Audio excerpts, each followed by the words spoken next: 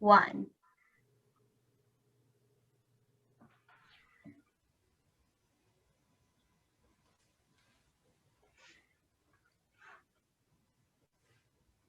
Mayor-elect Dyer, it is nice to meet you and welcome to the esteemed family of big city mayors in California. I look forward to working with you. Thank you. Thank you very much, Libby. I appreciate it. Good. We're just waiting for the room to fill up and then we'll get started. Welcome. Mayor Schaaf, how are you? Hey, Robert. Mwah. Mwah, Good love to you. see Yeah. Libby, I actually met you one time in Washington, D.C. I think we were at some type of an event for youth. I can't remember what it was, but we were in an auditorium together when I was the police chief for Fresno. So in another life. Was it around the 21st century policing Yep. work? Was I there with Chief Went? Yes.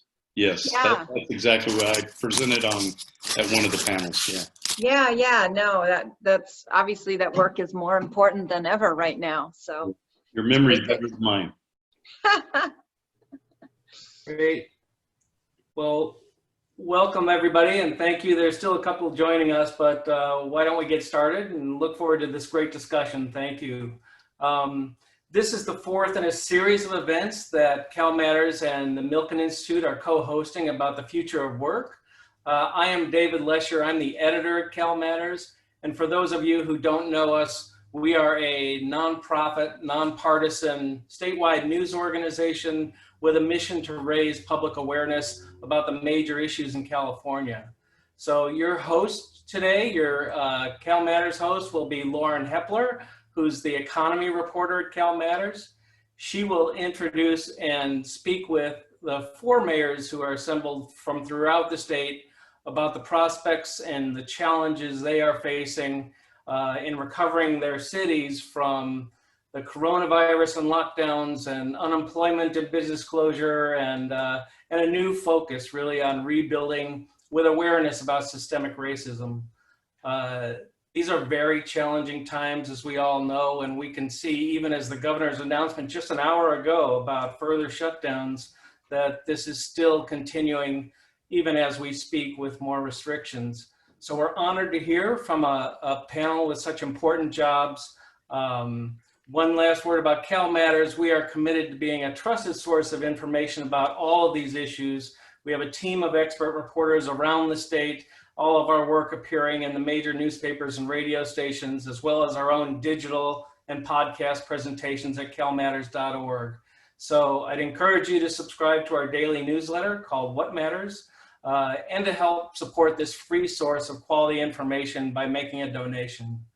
So now I'm very happy to introduce Matt Horton, our co-host and the director of the Milken Institute's California Center. Matt? Thanks, Dave. As Dave mentioned, I'm Matt Horton, and I'm a director at the Milken Institute's California Center, and we are also a nonpartisan nonprofit, but we're an economic policy think tank instead of a news organization. And we're really excited about partnering with CalMatters to bring you this series of conversations, which aims to explore the opportunities that we can use to enhance equity throughout our workforce development system, and what the future of work will mean in a post-COVID economic landscape. You know, the COVID-19 pandemic, as we all know, has only exacerbated the underlying inequities across the state, exposing really the magnitude of differences among the different demographic groups and the economic safety net. Across the state, these consequences have had the greatest impact on our most vulnerable communities, affecting their abilities to meet basic needs, acquire protections, access opportunities, and work to achieve upward mobility. We think the keys to reviving the state's past economic success also lies in cultivating a more inclusive economic recovery by increasing access to education, housing, and employment opportunities.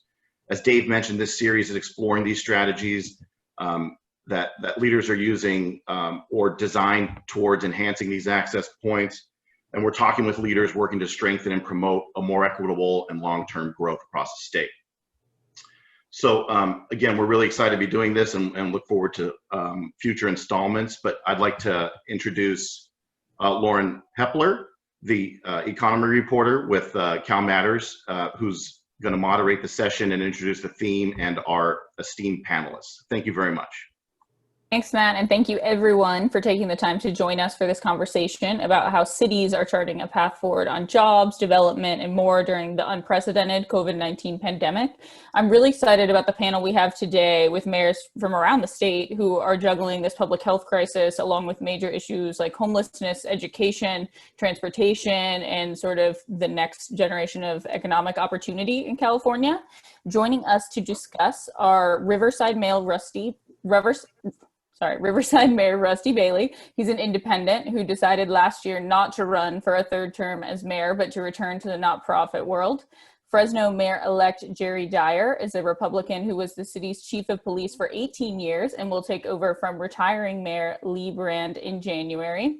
Long Beach Mayor Robert Garcia is a Democrat who was first elected in 2014 and won re-election in 2018. He holds a few firsts in that position: the city's youngest mayor, the first elected openly LGBTQ mayor, and also Long Beach's first Latino mayor. Finally, we have Oakland Mayor Libby Schaaf, who was elected in 2014 during a period of rapid growth in the East Bay City and was re-elected again 2 years ago. She is also a Democrat. One quick programming note: I'll be asking questions for the first 30 to 40 minutes of our conversation, and then we are going to open it up to questions from the audience. So please do submit a question anytime using the chat feature at the bottom right-hand corner of your screen. Just click CalMatters host as the recipient, and we'll get to as many of those as we can. Obviously, there's a lot happening right now, as I'm sure all of you can attest, and I wanted to start with you, Mayor-elect Dyer. First of all, thank you for being with us, and I hope you're feeling better after what you've described as a roller coaster the last few weeks after testing positive for COVID-19 yourself. I'm curious, has your personal experience with the virus changed the way you're thinking about your priorities now for your first term in this really uncertain time? You know, I've been very much COVID conscious throughout, but I do believe this not only reaffirmed but strengthened my belief how important it is for us to be extremely cautious and careful in terms of being considerate, wearing masks, all those things. So I think the answer is yes. As I go into office, I'm going to have that personal experience to draw from, recognizing how significant this virus is, and it is real, and it is something that's unpredictable. And I think it's going to help govern some of the decisions that I make in office, but it will also help me to have a more balanced perspective in terms of decision making. But I do not wish COVID-19 on anyone. It's very, very impactful in terms of a health issue. Great, and again, we're so glad you could join us today. And Mayor Garcia, you've also spoken about the really devastating personal toll of losing family members to the virus. And given the grief that many individuals and communities are going through, I'm curious, what do you think about is the role that cities can play as opposed to the state or counties in dealing with the trauma and sort of charting a path forward for cities? Sure. I think first, Mayor-elect Dyer, good to see you and welcome to our mayor's larger family in the state. Thank you. Want to just add, and I think that as mayors we know this, cities are the front line of the COVID-19 crisis. We are doing the work every single day to ensure that people stay safe, and we are also the main vessels of communication, of fighting for funding, and we're operating testing centers. We're partnering with our counties. We're making sure that our nonprofits have access to PPE. We are making sure that our public safety personnel are safe, that people experiencing homelessness have a place to stay. So all of these issues are really critical for us as mayors. In Long Beach, we're one of 3 cities that have our own health departments in the state of California, and so we're kind of in charge of our whole operation. So we run our testing centers, we put together our own health orders. We of course work with our LA County partners, but cities are essentially who are keeping people safe every single day. And I think one thing that we've learned is how important that support, particularly at the federal level, is for us to do our jobs. And we're going to need a lot more of that in the near future. Thank you, Mayor Garcia. And Mayor Schaaf, I wanted to ask about sort of the timing of the pandemic. It's striking in Oakland because the city has been in a period of immense growth.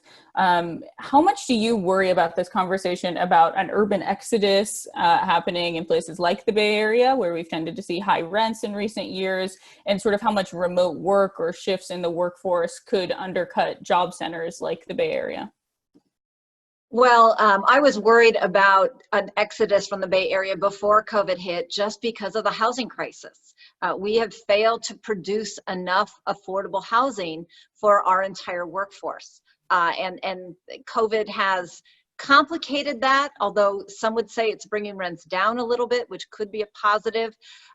Although I also think that it is somewhat of a false fear to think that, more telecommuting could somehow kill cities.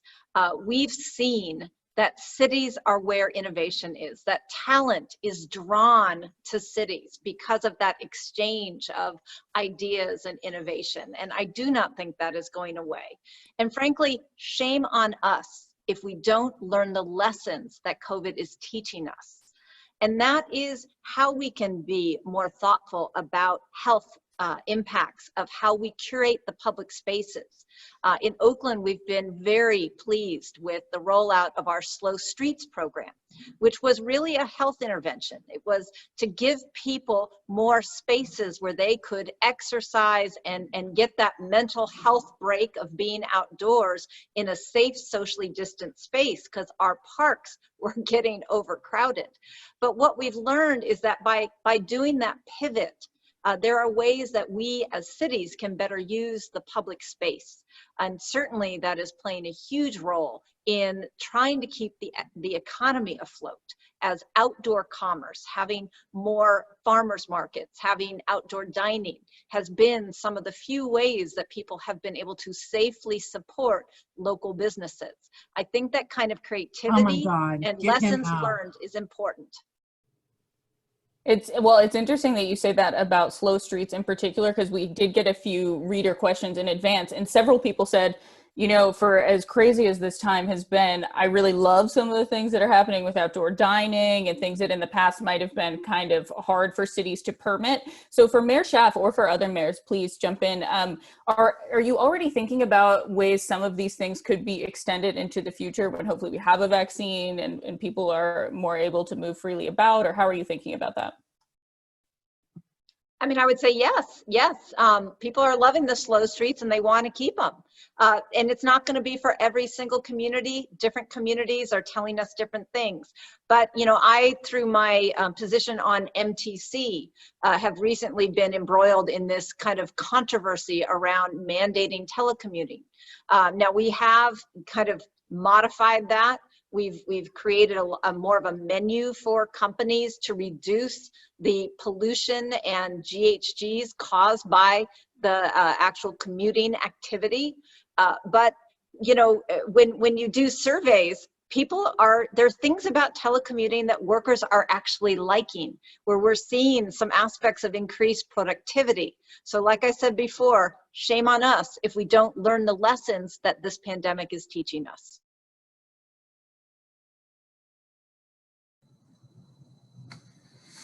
Mayor, oh. Yeah. Okay, I was going to agree with the mayor. I actually think we're never going to go back to the way things were. I think particularly on the safe street side, on the parklets, and I think in Long Beach right now we have close to 300 parklet or parking lot restaurant spaces that are all across the city.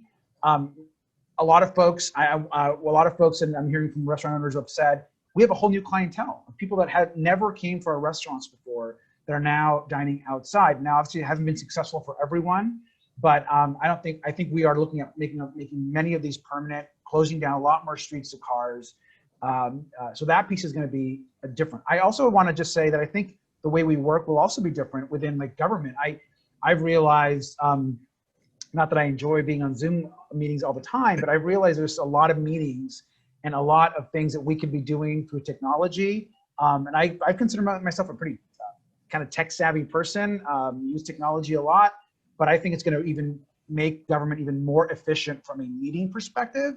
and a way of linking people in a new way. Yes, we've lost some public interaction, some ability for the public to interact, but we've also gained the ability to have certain types of meetings or forums where more people are coming virtually. So I think there's going to be some permanent changes that we're really excited about. I'll echo my fellow mayors there, and welcome Mayor-elect Dyer to this group. I probably could have talked you out of running for mayor if I would have got you early enough, but now that you're in, good luck, brother. Thank you. Appreciate it. It's a great group. You'll meet with the big city mayors, I'm sure, in the next few weeks, and you're in good hands with an incredible group of public servants and forward-thinking individuals like Libby and Robert. I'll echo those comments and say that, boy, it is enjoyable to see more of our residents outside walking with their kids, riding bikes. I mean, the bike shops, I don't know if you all are having the same things in your cities, but the bike shops are sold out and you can't get in for an appointment. I've had problems with my bike and it's a 2-week wait to get my bike repaired. So there are some great things occurring and accelerating some of those shifts that should have happened in the past with the telework. I hope that we continue to shift this parking space, I guess, paradigm that should have been shifted long ago as well. And I mean, parking is all over our downtowns, surface parking, especially in my city at least. And we've shifted a little bit in the last 5 years to have mixed use development occur on several of those. But there's no reason to have parking anymore. And so to open up that space for developable property and property tax and jobs, that's where we should be looking at our next innovative movement when it comes to development and zoning and all those things that occur at the local level. I mean, we should have businesses that have no parking. And I think that there'll be businesses that jump at the chance to be in some of those buildings to encourage their employees to take an Uber to work or to walk or bike or, whatever it is someday, parachute, fly, squirrel suit to the top of the, maybe not, that's going too far. Well, Mayor Bailey, I did want to, I did want to ask you though, because Riverside, the geography is so interesting. Obviously, you've been seeing a lot of growth. You're in that proximity to LA, but a city in your own respect. Has the conversation with potential business tenants or folks who might even just be considering moving on an individual level changed during the pandemic? Like just in terms of how people are thinking about where they're going to be living, working, what does that mean for? Yes, the numbers prove that folks are looking for housing at away from Orange County, so to speak. That's our biggest market in terms of competition. We lose a lot of executives to Orange County. And so I think more and more now, it's proven that we've had an increase. I think we're number one in the state in terms of the housing market increasing in terms of cost, which in some ways, is good. In other ways, it's bad. Double-edged sword there. And unlike Libby, I'm looking for a migration out of cities like Orange County and LA into Riverside because jobs will follow. Jobs will follow those executives that move to places like Fresno and Riverside, out of Long Beach and Oakland. So just a friendly competition there. But that's something that we are looking at and looking to market to in terms of being more pro-housing. So during this RHNA cycle, Regional Housing Needs Assessment, 8-year cycle that we have in our housing element coming forward, we're looking at building up. We're looking at building serious, 20-story residential complexes, whether apartment or for sale in downtown, close to Metrolink station. A lot of people don't realize that Riverside, Southern California, has the most Metrolink stations of any city in the Metrolink system. And that's because, as you mentioned, we're right in the middle of things. So we're ready for growth, and we're going to build up, and it's going to be downtown. So it's going to be more urban. And I think that hopefully people are ready for that. Well, Mayor-elect Dyer, it's an interesting parallel in Fresno. You were talking before we jumped on about the demand you're also seeing in Fresno for housing in particular, and obviously construction has been underway on high-speed rail. Can you talk about sort of what some of your priorities are in terms of maybe trying to channel some of that growth or where you see the opportunities being? Yeah, certainly. What we've seen in the last 2 years in Fresno is that our availability of housing is decreased by 50%. already. And we know that in talking with some local developers, when they get website inquiries from people out of town, the number one inquiry that we're seeing is from the Bay Area, specifically San Francisco. People wanting to relocate to Fresno. And I think much of it has to do with the fact that do they want to telework from an 800 square foot studio apartment, or do they want to come to Fresno and live in a 2,800 square foot home for half that price and be able to not only work from home, but to not spend time on the freeways, to have an enhanced quality of life. All of those things, I think, is what people are looking for now.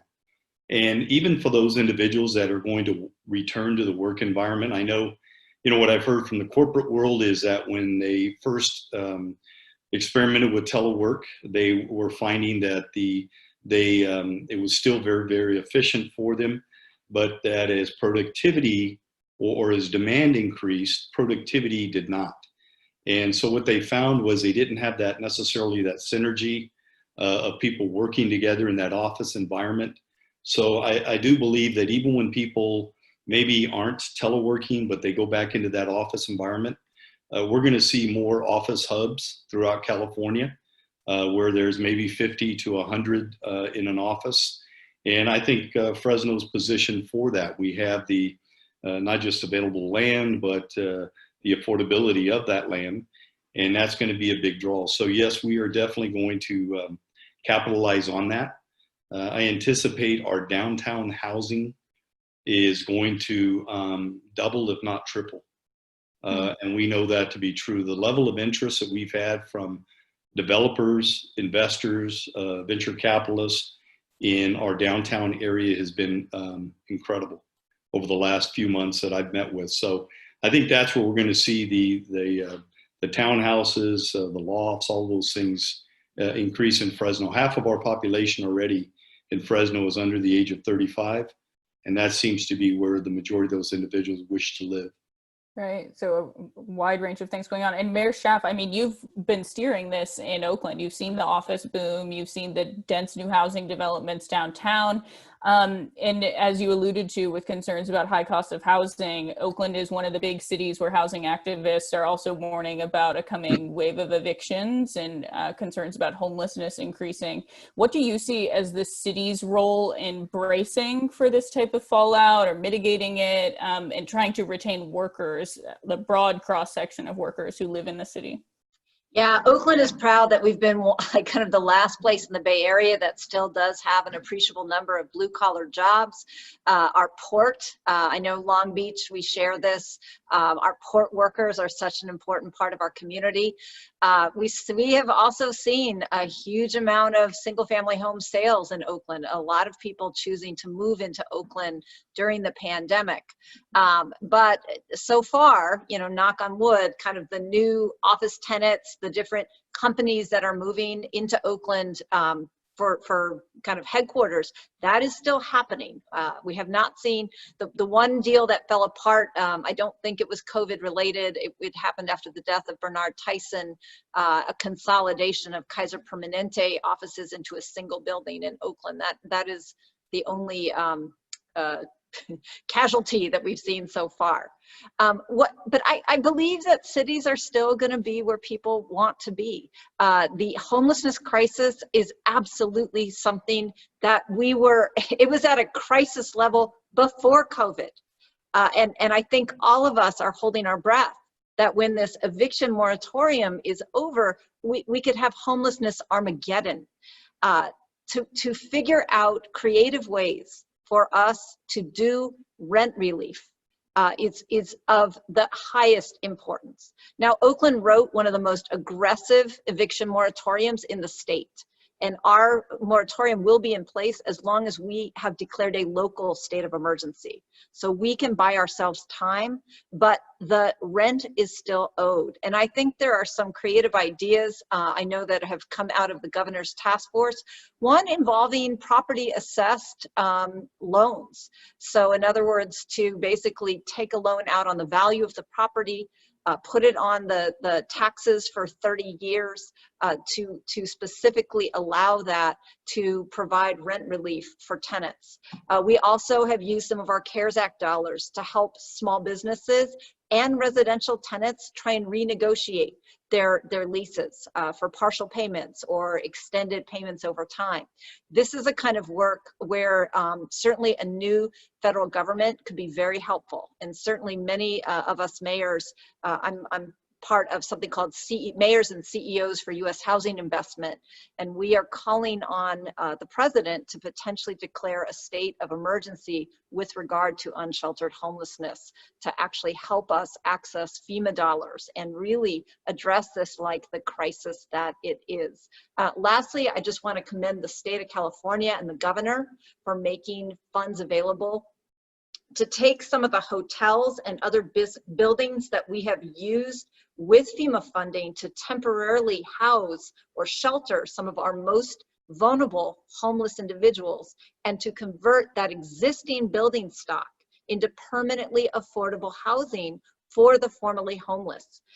This idea of converting existing building stock is something I have always been a fan of, even before this crisis. But that's the kind of thing that we have to do as Californians to actually respond at the speed and to the magnitude that this crisis calls for. Some interesting interventions to think about there in terms of rent. Mayor Garcia, obviously we could all talk about housing all day, I'm sure, but I did want to ask you about a couple of sort of related items when it comes to thinking about the development trajectory for cities in California. And I know your background is education, and there have been a lot of questions about how higher ed in particular is going to fare with state budget turmoil, enrollment that has fluctuated during the pandemic. What do you see as some of the ways community colleges, universities could play a role in this conversation about economic recovery? Yeah, I mean, listen, we could talk about the education to our higher institutions all day, and it's a topic that I really love. I think a few things we got to be prepared for. I think whenever you have, as we all know, when you have these kind of economic downturns, high unemployment, you also oftentimes see a lot of folks go back into the community college or go back to get retraining within our higher ed systems. And so I think the community college system is really well positioned, and we have an excellent chancellor right now in the system and some great community colleges across the state. They're well positioned to help retrain folks. And what I'm hearing from a lot of presidents at the community college level is this whole post-COVID idea of how some of our classes are even rethought and reimagined, so that people are able to work in this new future, which is going to be very different, and where technology and access to virtual learning is more real. We know that the Cal State system, and I think this is really important, the Cal State system is the largest public university system in the United States. Campuses all up and down the state, and then we have our community college system, was about 104, 105 community colleges. They've made a pretty significant effort to keep campuses closed, and for all intents and purposes, they're going to remain closed this spring. And so what's happening from a virtual learning shift is incredible. And I think faculty, I'm married to a Cal State Long Beach professor. Faculty are having also to relearn the way that they teach and the way they interact with students, and students are having to learn the way that relearn the way that they learn. I don't think the university system will ever be the same. I think that you're going to see a lot more virtual learning. You're going to see higher ed transition to a virtual or hybrid system in some cases. And so all of the hybrid virtual stuff will accelerate within the Cal State and community college system and UC system, I think as well. That will also, if done correctly, and if we think about an equity lens, there's an opportunity for the state to really broaden our reach and actually get to more students that may not have access to the university or the community college system. So I'm very supportive of that. Our faculty have got to be involved in those conversations, of course. But I think just like business is being shaken up, I think higher ed in particular is going to change. Yeah, it's interesting to talk about how universities are adapting. We're also starting to get some questions I see about retraining more broadly in the workforce, which I wanted to ask you about, Mayor Bailey, because I know your own story is interesting, coming out of the military, getting into politics, and now we know that you're leaving office at the end of your term. And given that we're at this moment where unemployment is still high, around 11% statewide, what has your own experience taught you about sort of continuing education and getting people into sort of longer term sustainable opportunities? Oh, it's a must. You know, we got to continue to encourage all of our students to continue their education. And so having access and opportunity there is essential to increasing our standard of living and quality of life in California. So, you know, I can't beat out anything that Professor Garcia, you know, just mentioned. You know, he's the big city mayor with the foremost experience when it comes to higher education. So I'll listen to him and go in that direction. You know, we've got UCR, we've got University of California, Riverside. In Riverside, we're blessed by that. It's a huge economic development generator, and it's not generating as much as it has in the past. It's building another 5,000 housing units for students. Maybe they'll be able to accelerate that construction during this time to get them in next year, and so maybe there is a benefit of them not being on campus right now. One of the things that in terms of housing that we're not getting a benefit for, though, that we should look at it in terms of a policy, and it's something I can't remember if I talked about to the big city mayors about it, but student housing doesn't qualify as affordable housing, and so then we don't get the numbers that we should in the regional housing needs assessment when you have colleges or universities in your city. You know, there are impacts. They have cars and you know, so there are some, what you can call it, negative impacts to having students. If you're in the neighborhoods where the parties occur as well, there's specific acute issues that we have to address when we're in the college neighborhoods, and yet, you know, we do get an economic development benefit from that. But in terms of our housing numbers, for example, this next RHNA cycle, we're tasked with zoning for 18,000 housing units. That's 6 times more than we've done in any other 8-year cycle. So it's mission impossible for us in Southern California to get to a point of achieving what the state has given us in terms of those housing numbers. But it would help out, you know, 5,000 housing units going up on UCR's campus that we could count towards our numbers for RHNA would a huge assistance there. So those are some specific things from Riverside and with a town and gown relationship with the UC connected to it that we go through. Yeah, student housing, a big issue in lots of different parts of the states. And Mayor-elect Dyer, I wanted to ask you a bit about just sort of the workforce picture in Fresno, because you mentioned that having a high unemployment rate in some ways does create a lot of opportunity, sort of counterintuitively. Can you elaborate on that and sort of where in Fresno you plan to focus your efforts on that front? Well, there's been a continued increase or continued interest in manufacturing in Fresno. As I said earlier, we have a lot of available land for manufacturing. The challenge that we face sometimes is how we balance the environmental concerns with groups and the neighborhood impact with bringing in that light industry.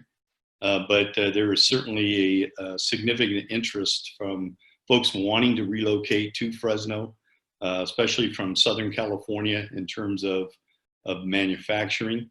You know, we have an ecosystem in Fresno that I think is very unique, and so it centers around, a lot of it has to do with agribusiness, but we're also going beyond that. And so I do believe the fact that, you know, as I understand it, corporations are looking for a quality of life for their employees, or they're looking for a safe environment. They're looking for a business climate within city government that accelerates their projects, but they're also looking for an available workforce. And unfortunately, we have a high unemployment rate in Fresno, but that translates into an available workforce. And what's important for us is to make sure we are working with our community colleges, our trade schools, to upskill people, to reskill people, and to make sure that they are ready to go for those manufacturing jobs. And not just the manufacturing jobs that oftentimes become, you know, good opportunity jobs, but not good paying jobs. But I do believe that we have an opportunity in Fresno as well in healthcare. And so we're going to have to make sure that we're working with a university to have the necessary skill set for our workforce. So yes, a high unemployment rate, as I've been told here recently by a company that decided to move to Fresno in lieu of another city because that city had very low unemployment numbers. And so it worked to our benefit. Yeah, that's fascinating. And we're getting a ton of audience questions. Please do keep them coming. But I wanted to raise one last topic with both you, Mayor Schaaf, and Mayor Garcia. Universal basic income is another sort of phrase that has been getting more attention. We have pilot projects now going on in multiple cities in California. How are you both thinking about sort of how that type of policy approach could be paired with these broader questions about workforce development and training? Maybe we'll start with you, Mayor Garcia, given the work the city's done there. Yeah, I mean, I'm a big fan, and I think it's the future. I think as income inequality gets worse, and I think as automation and technology changes the workplace, I think that we have to look at guaranteed income and direct payments to folks, particularly as a bridge to wherever this future is going with the economy. I got to give a lot of credit to Michael Tubbs, who's one of our mayor partners, who's really led a great coalition around guaranteed income. Obviously, Andrew Yang is across the country, obviously promoting universal basic income as well. So in Long Beach, we've got 2 pilot programs going. The first was something that a lot of cities have done, which is we've created a program to help tenants bridge the rent. It's $1,000 a month. Over 3 months, about 1,500 families that's targeted for a few months. We're now doing a new program for 6 months, $500 a month to artists or cultural workers that are out of work and can't perform in theaters and bars and locations. And we're kind of learning from those because our plan is in 2021, we're part of a guaranteed income coalition of cities where we're going to launch a pretty large UBI pilot program next year that's going to be citywide, that is going to be, I mean, hopefully something that we can then kind of look and compare and contrast at other pilots across the country and really come up with something that really works and learn from them. We're trying to figure this out too. This is something that is new for cities. And then once those pilots have been put out there, we're going to learn and then hopefully go to Congress and really present these as an opportunity for Congress to really step in and provide some consistent direct income, whether it's through a pilot program or whether it's through an extension of what they tried to do in the last CARES Act, which is going to give those direct relief. That needs to be happening every month through this crisis, not just once. So I'm excited about it. I'm a big supporter. Yeah, and Mayor Schaaf, I would love to get your take on sort of where Oakland might be going with the idea of universal basic income. And to add to that also, Oakland was the city where I've been interviewing a lot of Uber, Lyft, DoorDash drivers in the run up to the November election on the conversation of how gig workers should be compensated in the state. So I'm just curious, given that we have these sort of dual threads happening in the state, a lot of interest in guaranteed income, but also a lot of questions about what should the floor be for different types of work. How do you think about sort of connecting those dots and what that ultimately means for getting people livelihoods that will allow them to make ends meet in California? Well, and I just want to distinguish between UBI and guaranteed income. They are slightly different, and we are mayors for a guaranteed income. So it is needs tested. But I think this idea that we're kind of moving away from unemployment insurance versus income insurance is another way to think about this evolution that is now being explored by cities. And I think there is a relationship between the Prop 22 fight and kind of a movement towards income security versus employment security. I was opposed to Prop 22. I just want to be clear about that. but certainly the message about worker choice and freedom was one that did carry the day in California. And I do think that this idea of recognizing that work can, or income can come from various sources that are not just an employee-employment relationship is part of the evolution of the future of work. And so when we in government think about the systems to secure people, we need to evolve our thinking as well. I am very excited. Stay tuned. Oakland is going to have some big announcements pretty soon. Today, we actually announced a small pilot using guaranteed income for our new teachers in hard to hire subjects. So we're actually experimenting with some guaranteed income for teacher residents and first and second year teachers, particularly teachers of color in STEM subjects, as well as special education, which is where we've had a really hard time securing and retaining those teachers. But I think it's an idea that's time has come. And I think it is also a bipartisan idea, and I'd be curious to hear from my Republican and independent members of the panel, because government does not need to have, its 31st program. People's needs are complex, and they do all boil down to money. And I'll give one brief story. We in Oakland piloted a couple years ago called Keep Oakland Housed to prevent homelessness before it happens. And again, it's legal support, it's case management, but it's also a one-time unconditional cash payment. And the story I always share is of a family that had a developmentally disabled adult who was the sole breadwinner, and he was taking care of his very elderly mother. And he was losing income because he was getting suspended from his employment, from his wage. And it turned out that this was because their washing machine had broken. And because he was developmentally disabled, he was unable to navigate a public laundromat. So not only did we pay back all the rent owed and the utilities owed, but we bought the family a washing machine. And now he is stably employed, their income is sufficient to maintain their housing, market rate housing, and all is good. Government does not have a washing machine replacement program, nor should we create one. I think we need to give people the dignity of just getting cash and recognizing what their needs are. And this could be very efficient as well as nimble as the nature of work changes. This is a much more nimble model.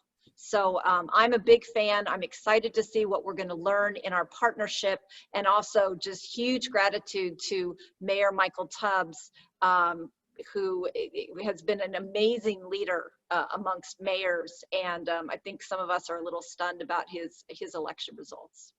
Yeah, well, and I mean, what about that Mayor-elect Dyer or Mayor Bailey? What are your thoughts on this whole idea of guaranteed income, more cash assistance to folks as we talk about spurring an economic recovery? Well, I think it's one thing to have economic development, but what we have to strive for is inclusive economic development in our cities.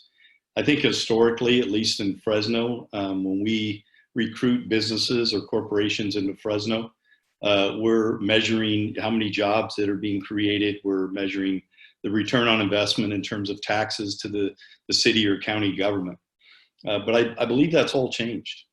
And we need a new scorecard.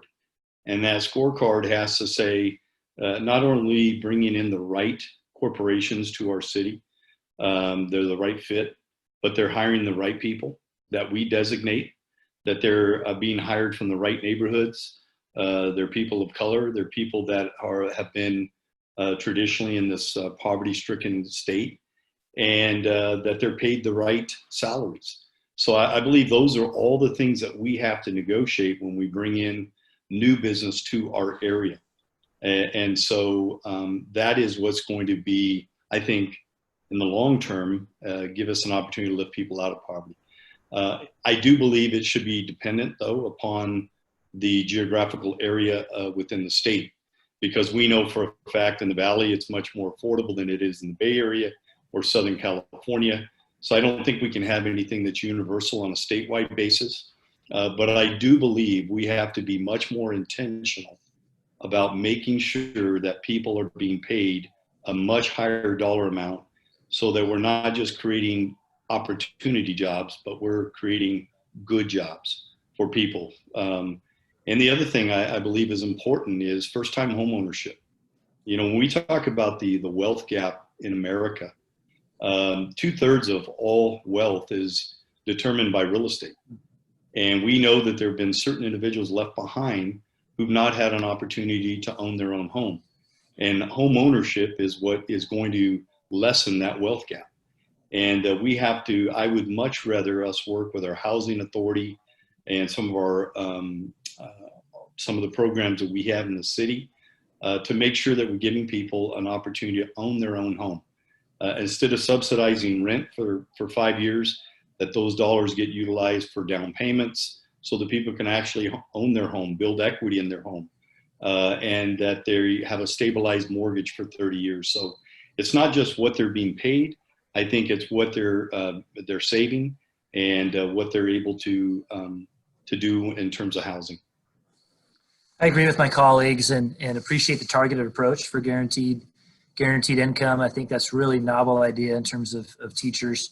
And every city is gonna have a different target and need. And you know, for us, you kind of inferred it earlier, but one of our challenges is keeping our talent local. So we graduate 5,000 4-year college degrees every year between California Baptist University, UC Riverside, La Salle University, and then community college.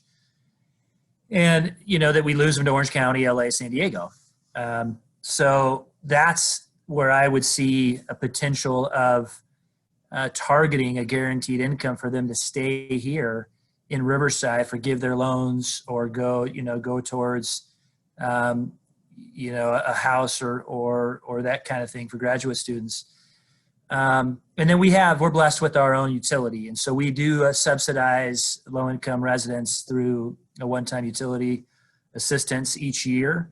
But that's something we've also done through economic development and with certain employers, targeted high energy users, plastics companies, recycling companies, high water users, so food processing. And we've done that in the past where we have we've given them a lower rate for their utilities for a couple of years as they come to Riverside or build or expand in Riverside. So those are my thoughts directly on that topic. And when it comes to Mayor-elect Dyer, when you mentioned sort of this idea of maybe thinking in a more targeted way about what types of jobs are coming to cities, what the income will be, and maybe who is offered those opportunities, how does that work logistically? Are you talking about something like a community benefits agreement, or how does that sort of play out?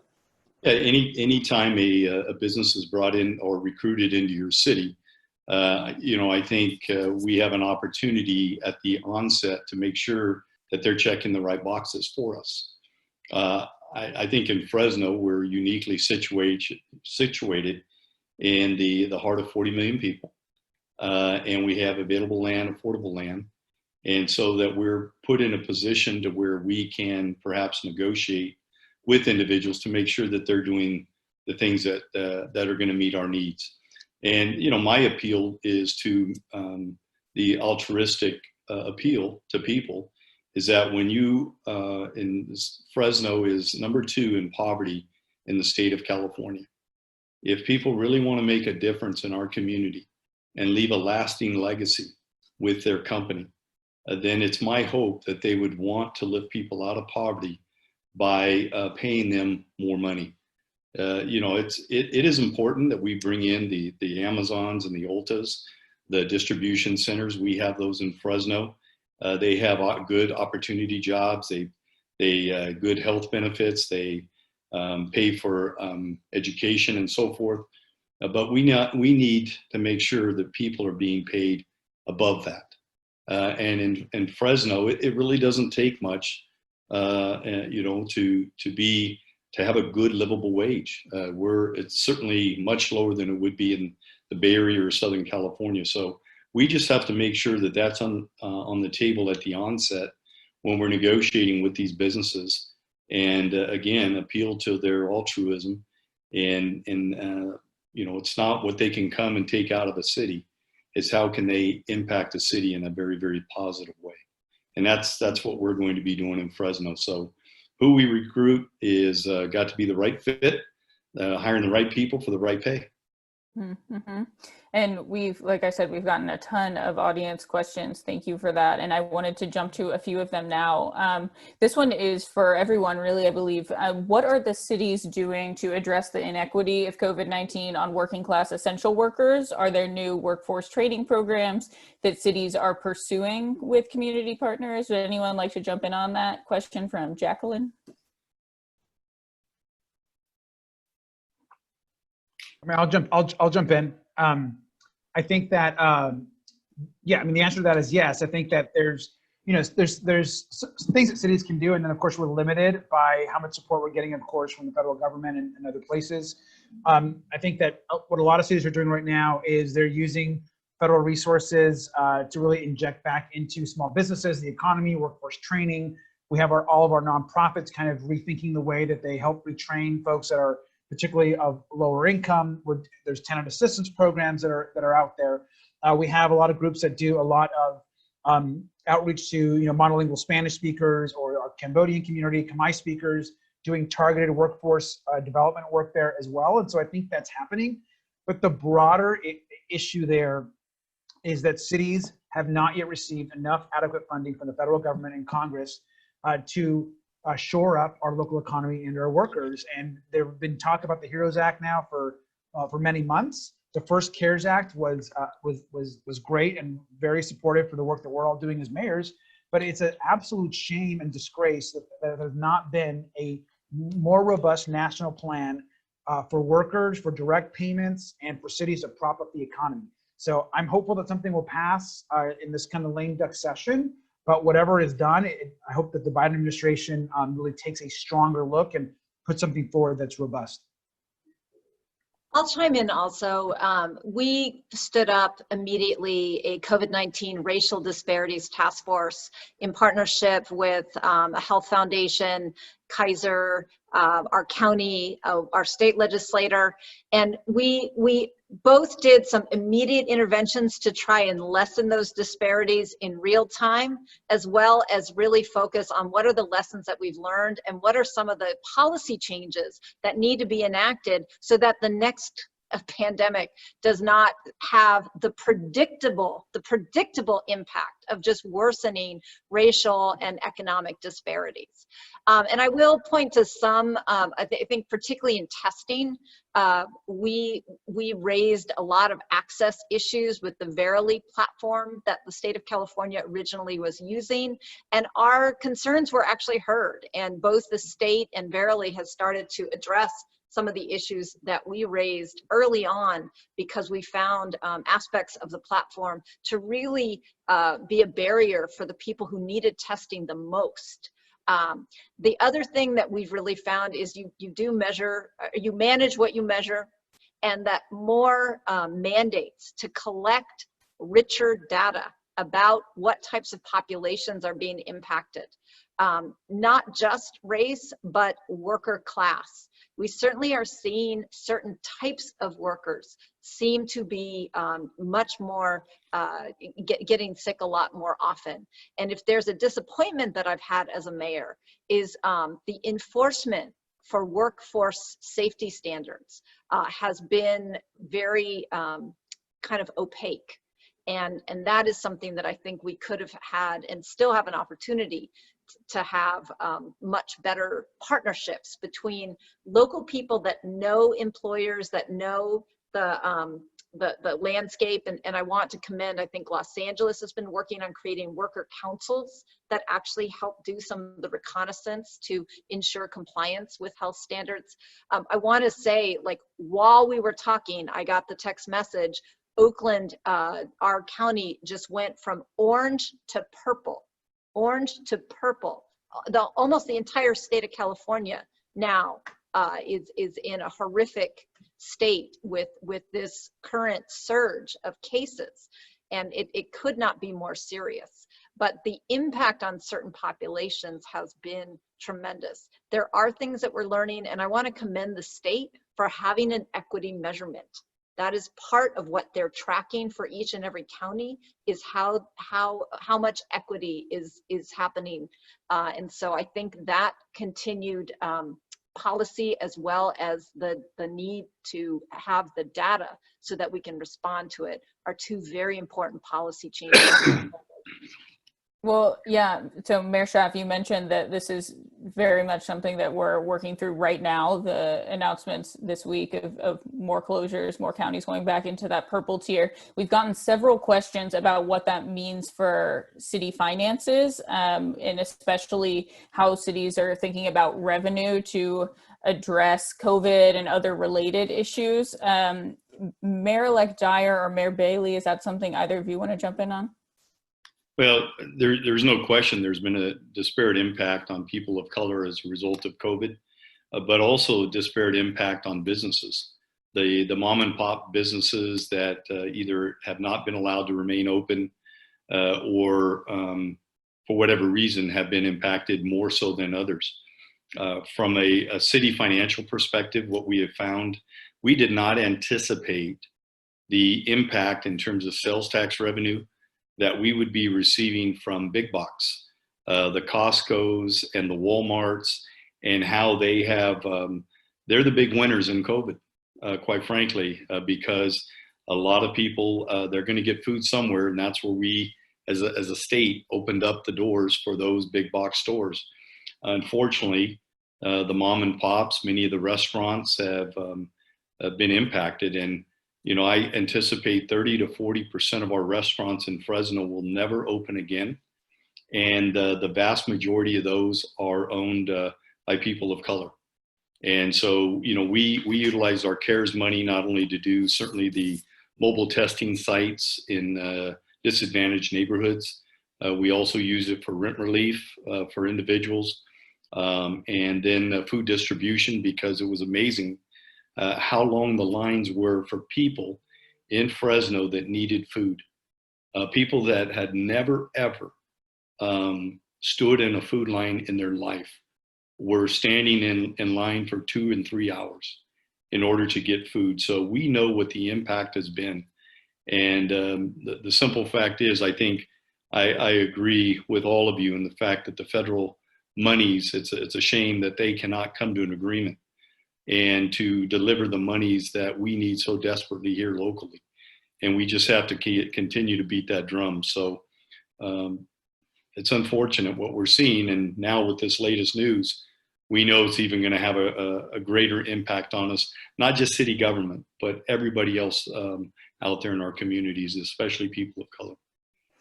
Well, thank you all for taking the time to talk it through. I know these are big issues: housing, workforce development, city finances, that we're going to continue to talk about. And I hope we can reconvene when we get to the phase of talking about rolling out vaccines to the state of California. But thank you all so much for joining us. And everyone, please be sure to check back regularly, calmatters.org. We're following all of these issues, and please tune in for a future event. Thank you so much, and have a good end of your week.